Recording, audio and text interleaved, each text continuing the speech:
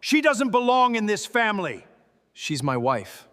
Then you're no son of mine! Dad? She's my wife. Tyler Anderson's voice shook, but he did not step back. The entire ballroom went silent. 300 rich guests stood under crystal chandeliers, champagne glasses frozen in their hands, watching the billionaire's only son hold the hand of a black woman in a simple navy dress. Gerald Anderson's face twisted with disgust. "Your wife," he spat. "You married this poor black single mother behind my back and brought her into my house."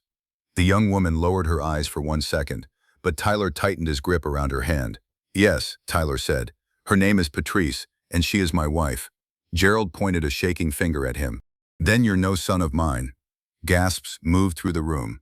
Patrice's lips parted, but no words came out. She had faced cold looks before. She had heard whispers before, but never like this. Never in front of hundreds of people dressed in diamonds and black tuxedos, staring at her like she had walked into a room where she was never meant to belong. Gerald stepped closer. "You gave up your family name for a woman with a child, a used car, and a hospital paycheck?" His voice grew louder. "Look at her, Tyler. She doesn't belong in this room. She doesn't belong in this family, and she will never belong beside my son." Tyler's jaw tightened. "She belongs beside me because I chose her." Gerald laughed bitterly. "No, you chose poverty. You chose embarrassment. You chose to throw away everything I built." Then he turned to the security guards near the marble staircase. "Get her out." Patrice's eyes filled with tears, but she still stood straight. That was the moment the double doors behind them opened. A tall black man in a dark tailored suit stepped into the ballroom. His silver hair caught the chandelier light. His face was calm, his eyes were cold, and when Gerald Anderson turned around and saw him, the color drained from his face, because the woman he had just called worthless was not who he thought she was. 6 hours earlier, Patrice Monroe was finishing a 12-hour shift at Mercy General Hospital. The pediatric ward smelled like sanitizer, warm blankets, and apple juice. Her feet ached inside worn-out sneakers, and a tiny stain from a child's medicine cup marked the sleeve of her scrubs. But when she checked on the last little patient in room 214, she smiled like she still had energy left. Patrice was 28 years old, a single mother before she met Tyler. Her daughter Zoe was 5, with bright eyes, pink beads in her braids, and a habit of asking questions nobody knew how to answer. People always saw the surface first: the old Honda, the small apartment, the hospital badge, the second-hand coat. They never saw the woman who worked double shifts, paid every bill on time, and still made pancakes for her daughter on Sunday mornings. That evening, Tyler called her while she was walking to the parking lot. "My father is hosting the Anderson Capital Gala tonight," he said. Patrice stopped beside her car. "Tyler?" "I know," he said softly. "But I want you there, not hidden, not introduced later, tonight." She closed her eyes. "Your father hates me. He hates the idea that he can't control me." Patrice looked through the windshield at the small photo of Zoe tucked near the mirror. "I don't want to embarrass you." Tyler's voice became firm. "You could never embarrass me. You are my wife."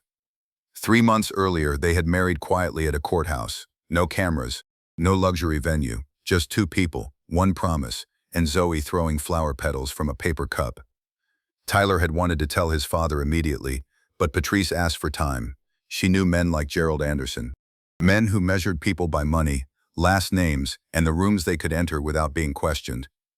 What Tyler did not know was that Patrice had a secret of her own.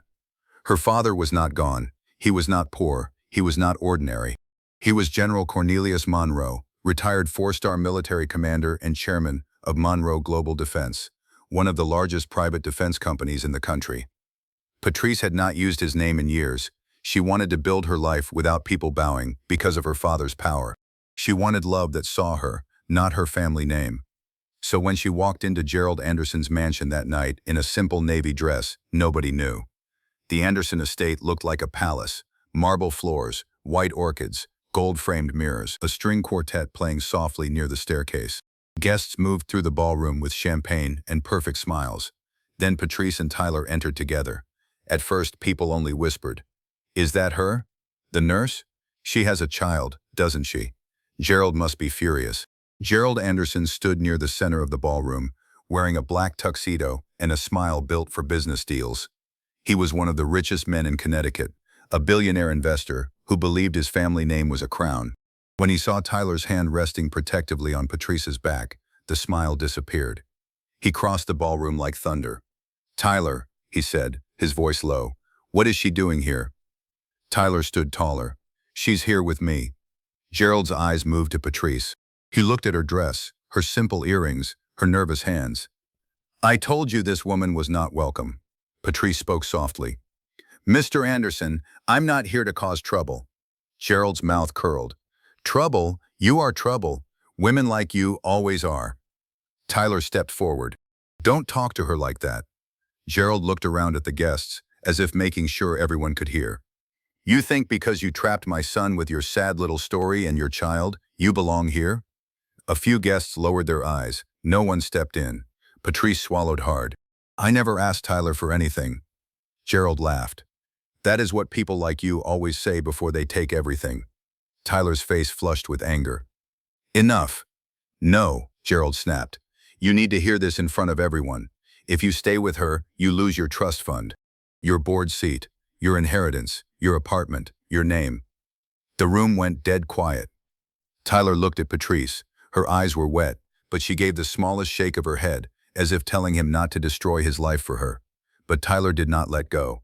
"She's my wife." That was when Gerald disowned him. And that was when Patrice's father walked in. General Cornelius Monroe did not hurry. He walked through the open doors with two men behind him, both in dark suits. The music stopped, heads turned. Several businessmen in the room recognized him immediately. One whispered, "That's Cornelius Monroe." Another man nearly dropped his glass. Gerald froze. Because Anderson Capital had been chasing a partnership with Monroe Global Defense for 8 months. One contract, one signature, worth nearly $2 billion. Gerald had begged for that meeting. And now the man he needed most was standing in his ballroom, staring directly at him. Cornelius walked past the guests, past the flowers, past the shocked faces, until he stood beside Patrice. His voice was calm, but it carried across the room. "Patrice." She turned slowly. "Daddy." The word hit the ballroom harder than any scream. Gerald blinked. "Daddy." Cornelius looked at Tyler first, then at Patrice's trembling hand in Tyler's. "Are you all right?" Patrice tried to speak, but her voice cracked. "I'm okay." Cornelius turned to Gerald. "No, she is not." Gerald forced a nervous smile. "General Monroe, there seems to be a misunderstanding." Cornelius's expression did not change. "I heard enough from the doorway." Gerald's throat moved. "I had no idea she was your daughter." The room went colder. Cornelius stepped closer. "That is the problem, Mr. Anderson. You should not need to know who her father is to treat her like a human being." Nobody breathed. Gerald looked around, suddenly aware that every guest, every investor, every business partner was watching him fall apart. "I was angry," Gerald said quickly. "Family matters can become emotional." Cornelius glanced at Patrice. "You called my daughter poor. You called her unworthy. You ordered security to remove her from your home." Gerald's voice dropped. "I apologize." Patrice finally looked at him. "No," she said softly. "You're not sorry for what you said. You're sorry for who heard it." A quiet murmur moved through the ballroom. Tyler looked at his father, disappointment written across his face. "You showed me exactly who you are." Gerald reached for him. "Tyler, son." Tyler stepped back. "You said I wasn't your son." Gerald's hand fell. Cornelius pulled a folded document from inside his jacket and handed it to one of his assistants. "As of tonight," he said, "Monroe Global Defense is ending all negotiations with Anderson Capital." Gerald's face collapsed. "General, please, that deal is critical."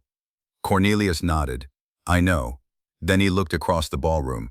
"I will not trust billions of dollars to a man who cannot recognize dignity unless it comes with a famous last name." The silence was complete. Gerald's knees weakened. He reached for the back of a chair, but his hand slipped. For one terrifying second, the billionaire who had ruled the room looked small, pale, and powerless. Tyler wrapped his arm around Patrice. Cornelius turned to him. "You stood by my daughter when it cost you something." Tyler nodded. "I love her, sir." For the first time that night, Cornelius's face softened. "Then you are richer than every man in this room who stayed silent." Patrice wiped her tears, but this time she was not crying from shame. She was crying because, for once, the truth had walked in before she had to defend herself. A week later, the story of Gerald Anderson's gala spread through every business circle in the city. Investors pulled away. Board members questioned his judgment. The deal he needed vanished overnight. Tyler walked away from the Anderson name and never looked back. Patrice returned to work at the hospital, not because she had to prove anything, but because she loved who she was before anyone knew her father's name. And Gerald Anderson learned a lesson too late. Some people look poor only because they refuse to wear their power like jewelry. And sometimes, the person you humiliate in public is the one person connected to the door you've been begging to enter. So tell me, if you were standing in that ballroom, would you have stayed silent like the guests, or would you have spoken up? Comment below, and don't forget to subscribe for more powerful stories where truth walks in at the perfect moment.